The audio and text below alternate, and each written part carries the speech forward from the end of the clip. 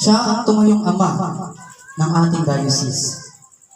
Ang paring lingkod na isa sa mga naging sandigan ng mga lingkod altar dito sa ating diocese. Ating pakinggan ang mensahe ng pakikiramay na naging ama, naging doktor, at naging kasangga sa mga laban ni Serafines Jonathan sa kanyang misyon dito sa lupa.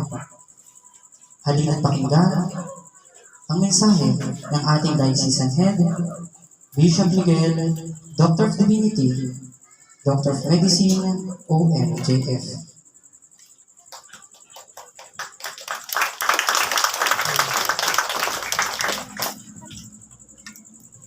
Ave Maria Purisima, sa pangalan ng Diyos Ama, ng Anak at ng Espiritu Santo. Amen. In behalf po ng ating diocese ng Nasa Senyora Santa Rosalia ng Naval, sa buong lalawigan po ng Cavite,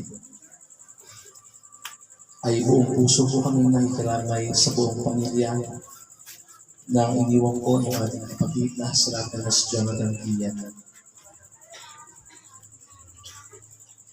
Minsan pagka namatay ay sobrang bata, sasabihin natin, sayang naman, sobrang bata pa niya. Pag naman ang namatay ay matanda na, sasabihin naman natin, tama lang siguro na namatay na siya, sapagkat matanda na siya. Pero may edad po ba talaga ang dapat mauna? O may mga bata rin, mga nauuna na rin?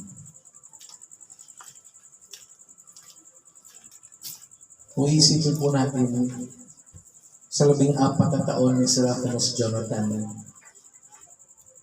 kahit siya ay bata, mas daig pa niya ang nagawa ng matanda. Mas naging masipag pa siya kaya sa ibang mga miyembro ng simbahan. At mas naging mapagkumbabang sa Kristan. Napakahirap pong insensuhan yung isang namatay. Lalo tigit meron kayong personal attachment. Sa loob ng halos magdadalawang taon na nakasama namin ng ating kapatid na Serafines Jonathan, kanina tinitignan ko po kayong lahat. Yung mga nakilala niya, yung mga naging kapitbahay niya, yung mga naging kalaro niya, yung mga kapwa niya sa Kristan, at ang lahat ng mga kaparian ng lalawigan ng Cavite. Papaano mo na pagbuklog-buklog lahat sila? O pwede namang hindi naman tayo dumaglahat? O pwede namang pinabayaan na lang natin ang pamilya na magluksa ng tahimik? Pero ang buong simbahan ay nakasuporta. Ang buong simbahang Apostolic Catholic Church sa Diocese ng Lanaval ay narito upang magpaalam sa iyo, Serafines Jonathan Kian, na naging reporter ni Bishop sa loob ng 1 taon at 8 buwan. Marami pong nilihim ang distrito ng Naik na ayaw makarating sa tenga ng obispo. Maraming nilihim ang kapilya ng San Juan ng Apostol Bartolome. Maraming nilihim na mga tagumpay, marami ring nilihim na problema. Pero sa ating kapatid na Serafines Jonathan Kian, problema ngayon, mamayang gabi, nasa tenga na ng obispo. Tinanong ko siya, bakit ganyan ka nagre-report kay Bishop Miguel. Ang sabi ni Jonathan, kasi po Bishop, ayoko pong mawala ang distrito ng namin. Yung concern ng bata ay higit pa sa concern ng mga apo. Maraming mga tinatakan at maraming mga nananampalataya na para bang ang misa ay pwedeng putulin, pwedeng ilipat, at pwedeng huwag lang matuloy. Pero sa puso ng batang ito, ayaw niya yung nawawala ang misa sa distrito ng Naik.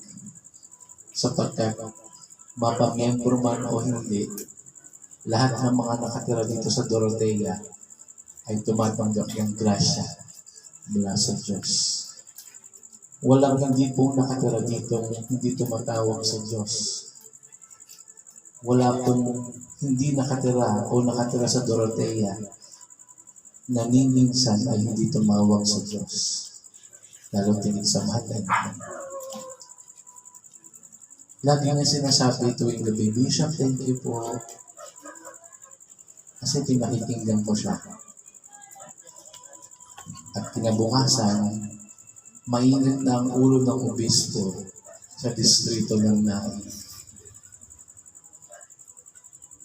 Tapos natutuwa siya pag nakikita niya tumitinyo ulit at tumaayos ang distrito. Mamayang gabi, magka-chat na naman siya, Bishop, thank you po. Kapatid, ngayon ako ang magte-thank you sa'yo.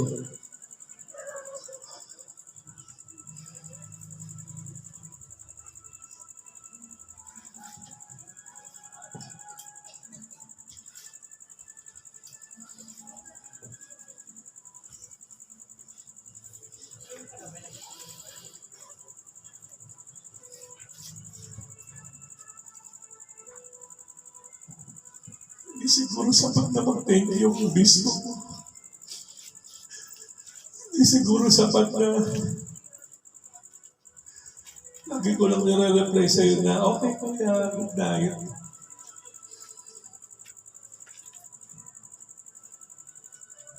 Kahit ang pinakamataas na obispo sa simbahan,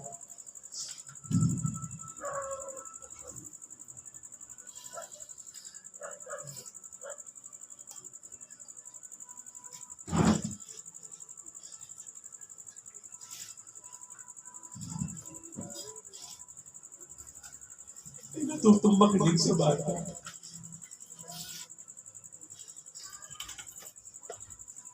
Isa iniisip ko, sino na kaya susunod na magla-report kay Bishop? Sino na kaya susunod na may lakas na loob na magkukwento sa obispo nakakatakot? Kundi yung batang malakas ang loob.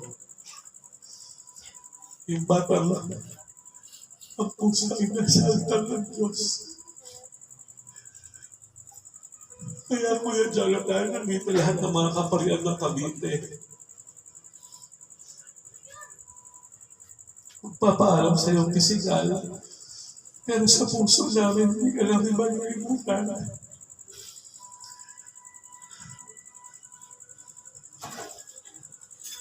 Sa isip ni Bishop, hindi ka namin malilimutan. Nung nagpakonsulta siya, mga sa clinic, wala yung mami niya ng CR. Yakap na lang. Yakap ng yakap. Bishop, thank you po.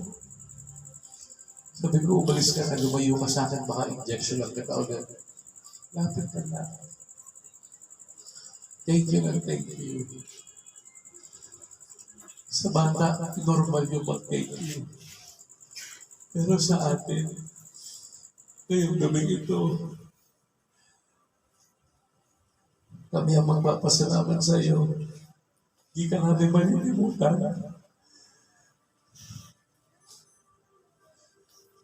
Wala nang ibang Satanas Jonathan na papalit sa puso ni Bishop Miguel, kundi ikaw lang.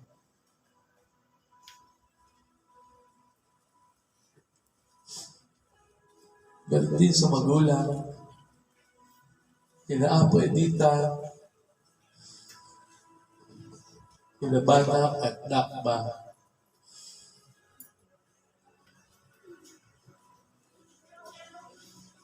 Maayos ang pagpapalaki ninyo sa bata. Kaya ang bata ay mabait, ang bata ay masunurin, at ang bata ay may pagpusong pagmamahal ng simbahan. Kaya utang na loob ito ng simbahan sa mga magulang. Sapagkat ang pagpapalaki ninyo ay matuwid at tama. Ang pagpapalaki ninyo ay may puso at takot sa Diyos. Kaya sa mga magulang, sa mga kapatid, masa kayo, na aming po ay lagi nakasubaybay sa inyo. Aming po ay laging lilingon sa lahat ng mga nagmamahal sa Kanya bilang Diyos. At ang mahalay kong ay laging lilingon sa mga taong may puso, sa mga taong may pagpapakumbaba, at lalo higit sa mga taong may pagmamahal sa simbahan.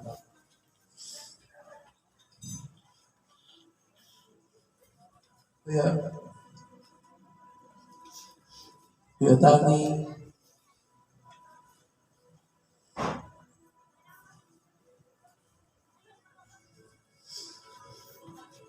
baunin mo ang pagmamahal ni Bishop Miguel sa iyo.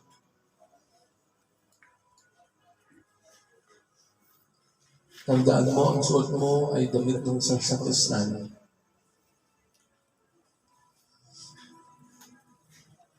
Sa puso mo, ikaw ay sakristan. Sa puso mo, ikaw ay Serafines. Sa puso mo, ikaw ang abogado ng baba mo. Ikaw ang tagapagtanggol niya.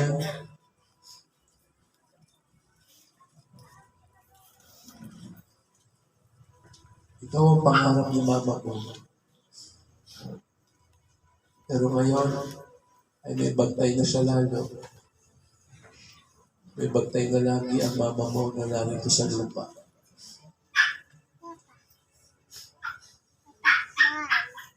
Kamusta mo kami sa mahalay ko? Ikamusta mo kami sa Santa Maria del Pilar? At ikamusta mo kami sa San Florentino?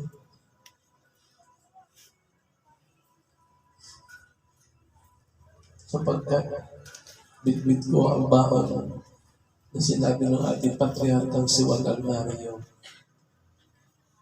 Miguel, ang bata ay nasa langit na.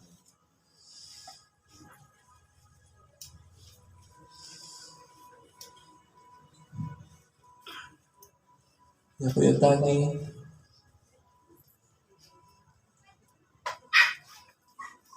kung kami ay karapat-dapat, ay magkikita tayo. Kung kami ay karapat-dapat, kami ay hintayin mo. Ang iyong mga mahal sa buhay, ang iyong mga ama, ng mga kaparian, ang iyong mga kapatid na mga sakristan, at ang iyong mga kapatid na Serafines, na buong puso kang pinagmamalaki dahil sa buhay namin, kami ay nangangailangan ng isang katulad mo.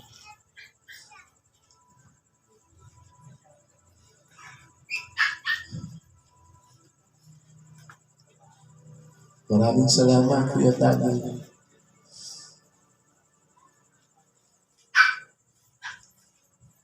Lagi mong babantayan si mama mo, si ate mo, at ang mga kapatid mo. Lagi mo rin gabayan sila. Na tuwing magsisimba sila sa linggo, bukod sa mahalay ko, ikaw ang iisipin.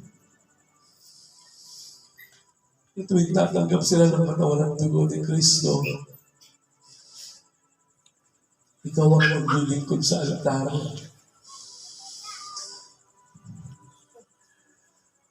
At sa nalalapit nating kapistahan, pumunta ka ha. Alawin mo kami sa October 8. Dahil ang misa ngayon ay kabahagi ka. Ang misa ngayon, bukod sa mahal na ina, ay para sa iyo. Mahal ka namin, Kuya Tagi. Hindi ka namin makakalimutan.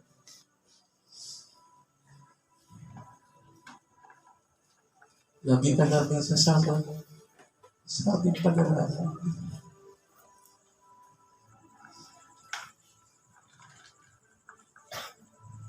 Mahal na ito.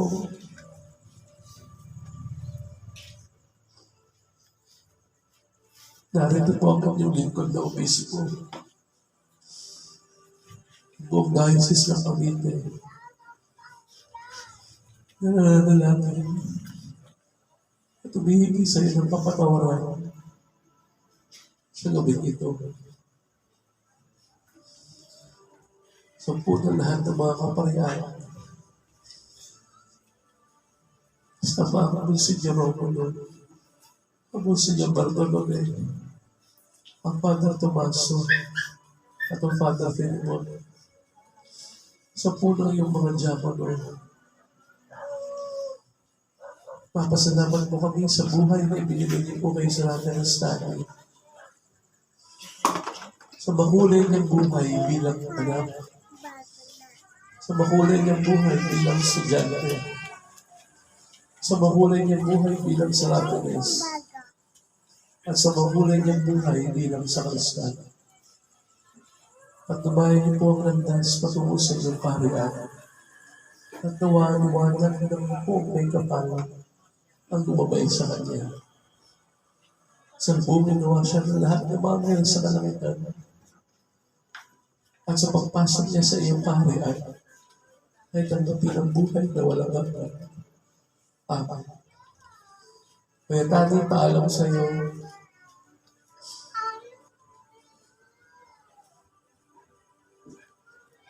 magre-report ka na sa Diyos.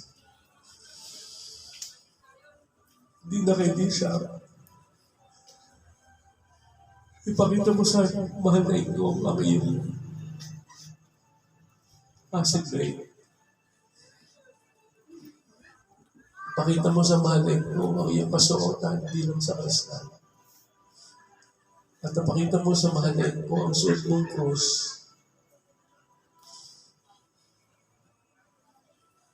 upang sa iyong murang edad ay maging gabay ka ng buong lalawigan ng Cavite. Maraming salamat, Kuya Tani. At bauli mong pagbabali, Bishop Miguel, salamat. Ave Maria Purísima, Ave Maria Purísima, Ave Maria Purísima. Sa pangalan ng Diyos Ama, ng Anak, at ng Espiritu Santo.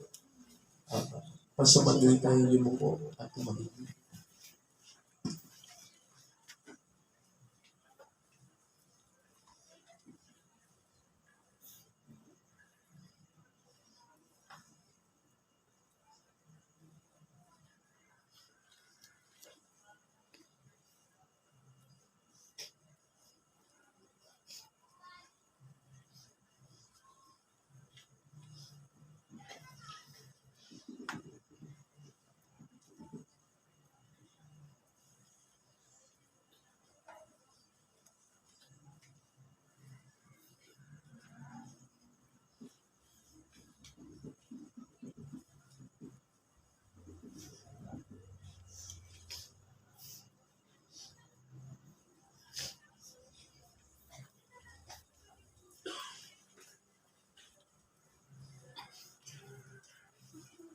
Maraming salamat po, Bishop Miguel.